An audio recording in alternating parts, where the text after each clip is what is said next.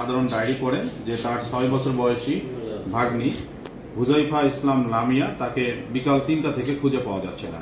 তারা বিভিন্ন জায়গায় তাকে খোঁজ খবর করেন, কিন্তু কোথাও খুঁজে না পেয়ে শাহজাদপুর থানাতে এসে একটি জেনারেল হারানো ডায়েরি করেন। তো সাধারণ ডায়েরি করার পরে শাহজাদপুর থানা পুলিশ দ্রুত উক্ত ডায়েরির তদন্তে নেমে পড়ে এবং তারা ঘটনাস্থলে যায়, অর্থাৎ লামিয়ার যে নানার বাড়ি ছিল সেখানে যায়। যাওয়ার পরে স্থানীয়দেরকে সঙ্গে নিয়ে লামিয়াকে খোঁজখবর করতে থাকে।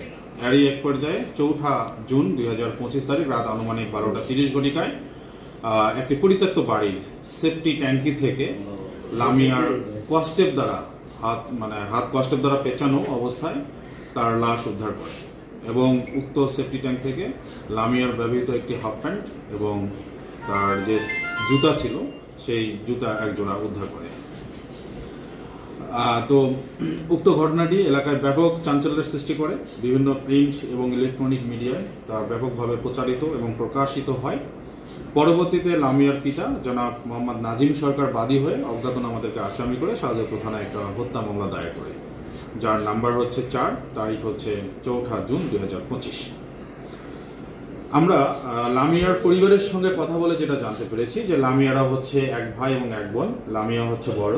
লামিয়ার বাবা এবং মা তারা গাজীপুরের কাশিমপুরের একটি বেসরকারি কোম্পানিতে চাকরি করার সুবাদে লামিয়া এবং তার ছোট ভাই তারা তার নানা নানির বাড়িতে লালিত পালিত হতো এবং লামিয়া স্থানীয় যে খামার সানিনা সরকারি প্রাথমিক বিদ্যালয় আছে সেখানকার শিশু ছাত্রী। তো মামলা রুজু হওয়ার পরে আমাদের সিরাজগঞ্জ জেলার সম্মানিত পুলিশ সুপার জনাব ফারুক হোসেন স্যারের সার্বিক নির্দেশনায় আমি এবং আমার অফিসার ইনচার্জ শাহজাদপুর থানা জনাব আসলাম আলী পিপিএম আমাদের সার্বিক তত্ত্বাবধানে শাহজাদপুর থানা পুলিশের একটি চৌকস টিম ঘটনার ক্লু উদ্ঘাটন করে এবং উক্ত হত্যাকাণ্ডের সহিত জড়িত ব্যক্তিকে চিহ্নিত করতে সক্ষম হয়। পরবর্তীতে গতকাল ভোর আনুমানিক 5টা 30 ঘটিকায় আমরা অত্র থানাধীন ছোট্ট বিন্নাদায়ী এলাকা থেকে আইনের সহিত সংঘাতে জড়িত শিশু মোহাম্মদ আরাফাত হোসেন 15, পিতা মোহাম্মদ ইউনুস আলী, শান ছোট বিন্নাদায়ী, থানা শাহজাদপুর, জেলা সিরাজগঞ্জকে আমরা আইনের হেফাজতে গ্রহণ করি।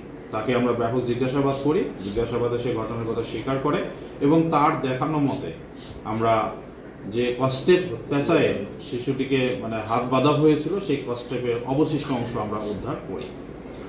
আইনের সহিত সংঘাতে জড়িত শিশুকে আমরা জিজ্ঞাসাবাদে যেটা জানতে পেরেছি সেই স্থানীয় একটি মাদ্রাসার 8ম শ্রেণীর ছাত্র এবং যে মারা গেছে অর্থাৎ আমাদের ভিকটিম লামিয়া সে হচ্ছে তার চাচাতো বোনের মেয়ে, অর্থাৎ তার চাচাতো ভাগ্নি। তো ঘটনার দিন 3রা জুন 2025 তারিখ দুপুর 2:30টার দিকে আরাফাত দুপুরে বাড়িতে খাওয়া দাওয়া করে তার বাড়ির পাশে যে পরিত্যক্ত ভবন সেটা রান্নাঘরে গিয়ে ধূমপান করতেছিল। তো সেখানে ওই বাড়ির সামনে একটা জামরুল গাছ আছে, সেই সময় লামিয়া উক্ত জামরুল গাছে জামরুল কুড়ানোর জন্য যায়। তো কুড়াতে গিয়ে দেখতেছে যে আরাফাত ধূমপান করতেছে। তখন সে বলে যে আরাফাতকে এইভাবে বলে যে আমি তোমার বাবা অর্থাৎ আমার নানাকে বিষয়টা বলে দেবো। তখন আরাফাত তাকে বারবার রিকোয়েস্ট করে যে না এটা বলো না, আমি তোমাকে খাবার কিনে দেবো। তারপরেও যখন লামিয়া এই কথা তার কথা না শুনে যখন দৌড় মারতে উদ্যত হয় তখন আরাফাত হোসেন পিছন থেকে তার মুখ এবং নাক চেপে ধরে। তো মুখ নাক চেপে ধরলে তার নিঃশ্বাস বন্ধ হয়ে গেলে লামিয়া মাটিতে পড়ে যায়। এরপরে লামিয়ার কাছে যে গামছা ছিল সেই গামছা দিয়ে সে গলায় পোঁচ দেওয়ার পরে তার মধ্যে আরাফাতের মধ্যে একটা কামনা বাসনা জেগে ওঠে। সে তখন লামিয়ার যে হাফ প্যান্ট পরেছিল সে হাফ প্যান্ট খুলে ফেলে এবং তাকে জোরপূর্বক ধর্ষণের চেষ্টা করে। আর এক পর্যায়ে যখন লামিয়া নড়াচড়া করে না, যখন সে বুঝতে পারছে যে লামিয়া মারা গেছে তখন সে লাশ গুম করার পরিকল্পনা করে।